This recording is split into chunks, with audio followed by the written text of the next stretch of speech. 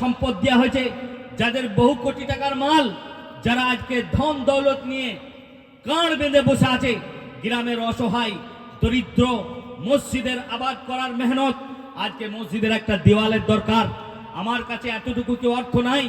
এক যুগে সাহাবারা নিজের জান পর্যন্ত দিয়েছে, নিজেদেরকে কুরবান করে দিয়েছেন, নিজের সম্পদ বিলীন করে দিয়েছেন, বাগানকে বাগান মসজিদের নামে দান করে দিয়েছেন, কোটি কোটি টাকা দান করে ফেলেছেন। আজকে আমাদের দিকে যদি এক বস্তা সিমেন্টের কথা বলা হয় তো আমাদের গায়ে ব্যথা শুরু হয়ে যায়। কারণ একটাই, যে আমাদের মতন কৃপণ থেকে মাল আল্লাহ দিয়েছে, আর আল্লাহ নারাজ আছে, যার কারণে মাল আমাদের মতন কৃপণদেরকে দিয়েছে। ভাবা দরকার। আজকে মসজিদের জন্য একটা যদি বলা হয় যে ভাই আপনি মসজিদে শরিক হয়ে যান, এমন এমন ব্যক্তি এলাকাতে আছে গোটা মসজিদকে মসজিদ এরকম দুটো তিনটে মসজিদ করে দিতে পারবেন, দেওয়ালকে দেওয়াল এরকম দেওয়াল এক এক জোড়া করে দিতে পারবেন। কিন্তু আজকে যদি জলসাই ডেকে বলা হয় তো হয়তো আমার ধারণা যে জানি না এই দেওয়ালটা করতে ক বছর লাগবে। অতএব দ্বিতীয় নম্বর লক্ষণ, আল্লাহ বলছেন আমি যখন আমার বান্দাদের মধ্যে সম্পদ যখন কৃপণদের হাতে তুলে দেব, তখন ভেবে নিও যে আমি তোমাদের ওপরে চরম অসন্তুষ্ট হয়ে গেছি। তৃতীয় নম্বর লক্ষণ, যখন ওয়াউনজিলাল আবসা বাসা, অতএব আমি যখন ইন্দা ইব্বানা হাসাদিহিম, যখন তোমরা শস্য শ্যামল যখন পেকে আসবে ওই অবস্থায় বৃষ্টি দেব, অসময় বৃষ্টি দেব। এই অসময় বৃষ্টি হওয়াটাও এটা আমার তোমাদের ওপরে নারাজ হওয়ার লক্ষণ। হযরতে মুসা আলাইহিস সালাতু ওয়াস সালাম উত্তরে বললেন যে ইয়া রাব্বাল আলামিন, তাহলে আপনি কখন সন্তুষ্ট থাকেন? তখন উত্তরে এইগুলোই একটা একটা করে বললেন যে আমি যখন এই রাজত্ব এই হুকুমত যখন সমাজদার বড় নেক মানুষের হাতে দেব। আমরা সেই ইতিহাস দেখেছি ওমর ইবনে আব্দুল আজিজের যুগে যে হুকুমত এসেছিল, কেননা সেইগুলো খায়রুল কুরুনের যুগ ছিল, তখনকার যুগে যাকাত দিবার জন্য গরিবদেরকে খুঁজে বেড়াতে হতো।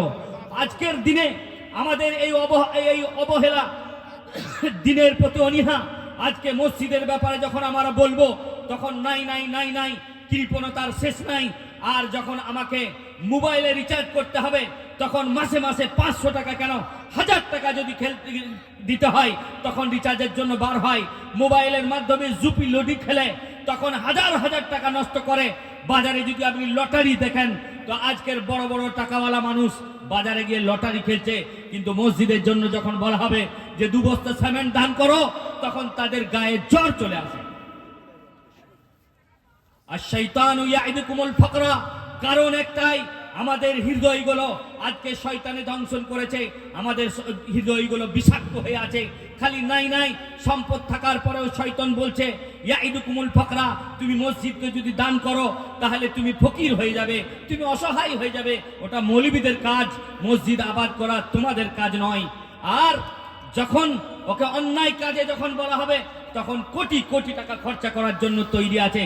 আজকে যদি আইপিএল এ খেলার জন্য যখন বাজারে বড় বড় সম্পদশালীর কাছে যাওয়া হয় তখন ভালো করে বসায়, চায়ের টেবিলে বসে চা খাওয়ায় আর বলে 50 টাকা আমার নামে লিখো, 50,000 টাকা আমার নামে লিখো, 1 লাখ টাকা আমার নামে লিখো।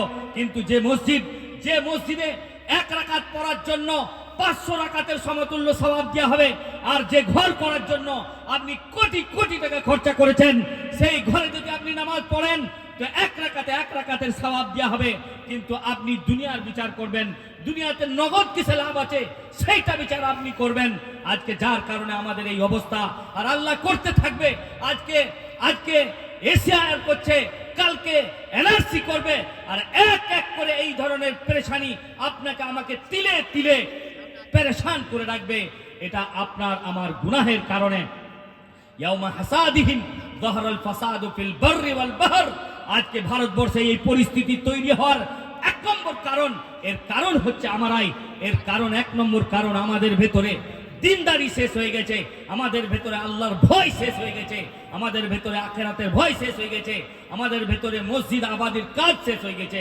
যার কারণে আল্লাহ আমাদেরকে ভালো কাজ নিচ্ছে না, ভালো কাজে অর্থ সম্পদ লাগছে না। আপনি আমি ভাবছি যে আমার টাকাটা আমি দিলাম না, না না বন্ধু, ভুলে যাও, তোমার টাকা আল্লাহ লিবে না। আল্লাহ, আমরা ভাবি যে আমি মসজিদে আসি নাই, আল্লাহ তোমাকে মসজিদে আনে নাই, আমরা ভাবি যে মসজিদে দি নাই, আল্লাহ তোমাকে দিয়াই নাই, তোমাকে ওই রকম সুযোগ দিবে না। এই অবস্থায় তুমি মৃত্যুবরণ করবে, তোমাকে আল্লাহর কাছে জবাব দিতে হবে যে সম্পদ আইনা আকতাসাব, তুমি কোন জায়গা থেকে অর্জন করেছো, মান আনফাকা, কোন জায়গায় তুমি খরচা করেছো। অত সহজ ব্যাপার নয়। আল্লাহ তোমার প্রত্যেকটা জিনিসকে তিলি তেলে হিসাব নেবে। তুমি আজকে লটারি কাটার জন্য পয়সা বার করতে পারো, মোবাইলের জন্য পয়সা বার করতে পারো, লুডু খেলার জন্য তুমি পয়সা খরচা করতে পারো, কিন্তু মসজিদ আবাদ করার জন্য তোমার কাছে কালকে পয়সা বার হয় নাই। এর জবাব তোমাকে আল্লাহর কাছে দিতেই হবে। ওর জন্য আপনাকে আমাকে তৈরি থাকতে হবে। আমি যেমন মানুষ, আমি 1 টাকার মানুষ, আমি 1 টাকা দিয়ে আল্লাহর কাছে শরীক হব। কেননা আল্লাহ তাআলা বলছেন, ইন্নামা ইয়ামুরু মাসাজিদাল্লাহ মান আমানা বিল্লাহ, যারা আল্লাহকে বিশ্বাস রাখে, আল্লাহ রসুলকে বিশ্বাস রাখে, আখিরাতকে বিশ্বাস করে, তাদেরই দ্বারা সম্ভব মসজিদ আবাদ করা, মসজিদকে নির্মাণ করা। অতএব ভাই, আপনাকে আমাকে যে আল্লাহ এই মসজিদ আবাদ করার কাজে লাগিয়েছে, ভেবে নেন আল্লাহ আপনাকে কবুল করেছে, যার কারণে এই মজলিসে আসার তৌফিক দান করেছে, যার কারণে আপনাকে এই মসজিদের উন্নতি কল্পের জলসাতে এসে বসার তৌফিক দান করেছে, যার কারণে আপনাকে মসজিদকে দান করার সুযোগ দান করেছে। অতএব ভাই, সময় খুব সংকীর্ণ। আল্লাহ আপনাকে আমাকে বেশি বেশি করে বুঝার এবং বেশি বেশি করে আমল করার তৌফিক দান করুন। ওয়া আখিরু দাওয়ানা আলহামদুলিল্লাহ।